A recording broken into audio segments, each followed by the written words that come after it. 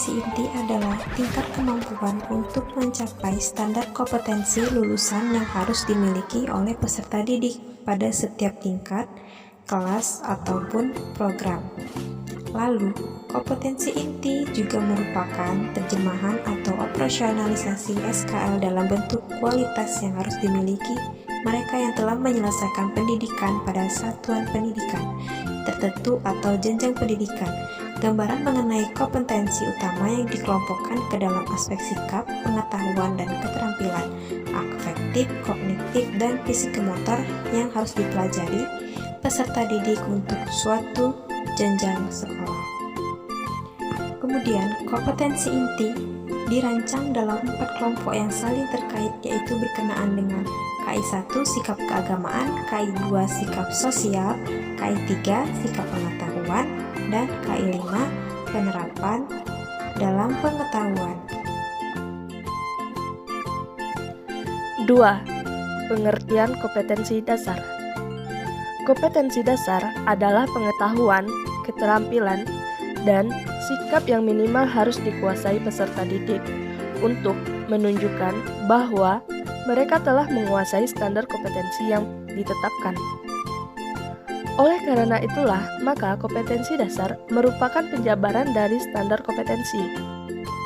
Untuk memperoleh perincian tersebut, perlu dilakukan analisis standar kompetensi.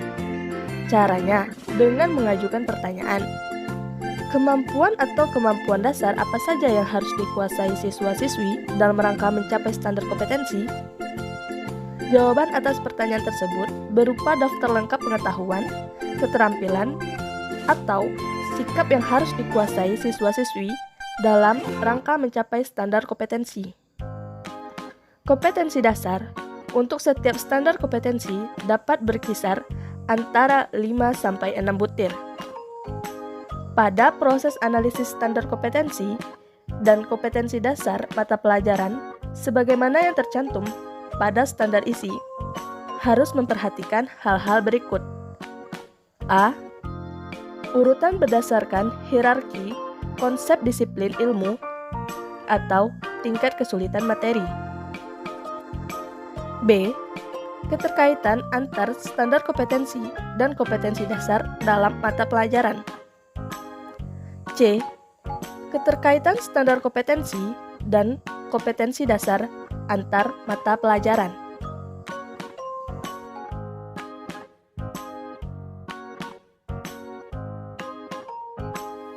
Baiklah, saya akan melanjutkan diskusi selanjutnya tentang langkah-langkah perumusan KI dan KD. Perumusan KI, perumusan kompetensi inti diturunkan ke dalam kompetensi dasar. Kompetensi inti tersebut meliputi KI 1, KI 2, KI 3, dan KI 4. Di dalam KI 1 ada sikap spiritual, KI 2 sikap sosial, KI 3 pengetahuan, KI 4 keterampilan.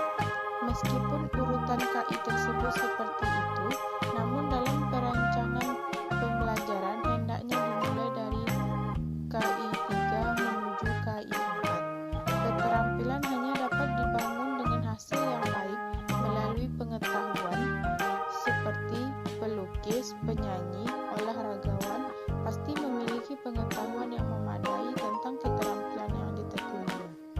Keterampilan yang tidak melalui proses pengetahuan seperti KI 3 tidak akan menghasilkan karya yang baik. Materi sosialisasi implementasi kurikulum 2013 dalam proses perolehan pengetahuan dan keterampilan, sikap diintegrasikan sehingga seluruh mata pelajaran diorientasikan memiliki kontribusi terhadap pembentukan sikap. Selanjutnya, dari KI 4 berlanjut ke KI 2 kemudian KI 1.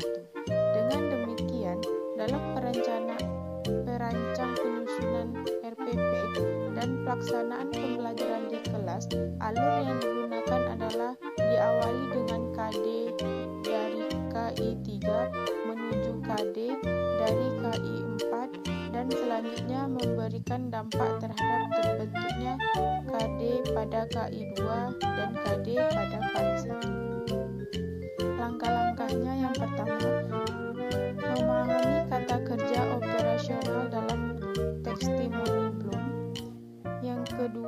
menentukan KD yang akan diturunkan menjadi indikator. Yang ketiga, menentukan kata kerja dari kompetensi dasar sesuai dengan testimoni Bloom. Yang kedua, perumusan kompetensi dasar. Langkah-langkah yang dapat diperhatikan dalam merumuskan KD diantaranya sebagai berikut. Yang pertama, menentukan kompetensi lulus atau hasil belajar pada akhir sesuatu atau serangkaian pembelajaran. Penentuan kompetensi harus mencapai pengetahuan, keterampilan, dan sikap dan nilai. Yang kedua, gunakan bahasa yang mudah dimengerti oleh peserta didik.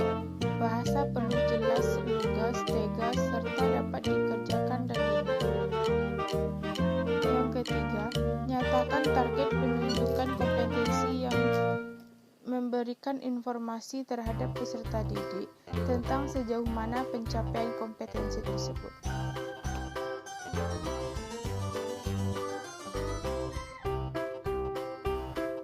Materi selanjutnya yaitu tentang langkah-langkah perumusan materi. Sebelum kita masuk pada langkah-langkahnya, di sini saya akan menjelaskan tentang pengertian dari materi pelajaran. Jadi, materi pelajaran tersebut adalah bagian dari struktur keilmuan suatu bahan kajian yang dapat berupa pengertian konseptual, gugus isi atau konteks, proses, bidang ajar, dan keterampilan. Untuk mengidentifikasi materi pokok atau pembelajaran yang menunjang pencapaian kompetensi dasar dilakukan dengan mempertimbangkan yang pertama ada itu potensi peserta didik, yang kedua relevansi dengan karakteristik daerah, yang ketiga tingkat perkembangan fisik, intelektual, emosional, sosial, dan spiritual peserta didik, yang keempat kebermanfaatannya bagi peserta didik, yang kelima struktur keilmuan, yang keenam aktualitas, kedalaman, dan keluasan materi pembelajaran, yang ketujuh relevansi dengan kebutuhan peserta didik dan tuntutan lingkungan, yang kedelapan adanya ketersediaan alokasi waktu. Agar penjabaran dalam penyesuaian kompetensi dasar tidak meluas dan melebar, maka perlu diperhatikan kriteria. Yang pertama yaitu sahih atau valid, yang kedua tingkat kepentingannya, yang ketiga kebermanfaatannya bagi peserta didik, yang keempat apakah materi tersebut layak dipelajari, yang kelima materi tersebut bisa menarik minat dari siswa. Nah, jadi langkah-langkah dalam penyusunan materi pembelajaran itu ada 6. Yang pertama, menyiapkan materi pembelajaran yang berisi pokok-pokok isi materi yang harus dipelajari siswa. Yang kedua, materi pembelajaran dirinci atau diuraikan meliputi batasan ruang lingkup